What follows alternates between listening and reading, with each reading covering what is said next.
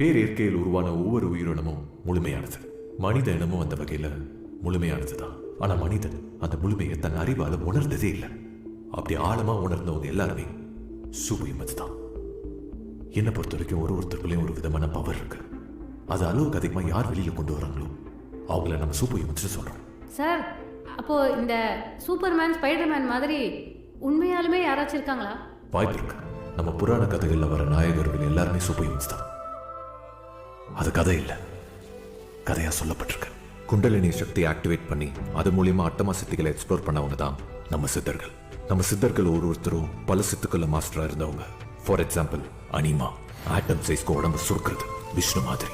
மஹிமா ஜெயந்த் மாதிரி உடம்ப பெருசாக்குறது, கும்பகர்ண மாதிரி. லகிமா கனமான உடம்ப லேசாக்கி காத்துல மிதக்கிறது, இந்திரன் மாதிரி. அந்த குண்டலினி சக்தியை ஆக்டிவேட் பண்ண முடிஞ்சா நீங்களும் சூப்பர் ஹியூமன்.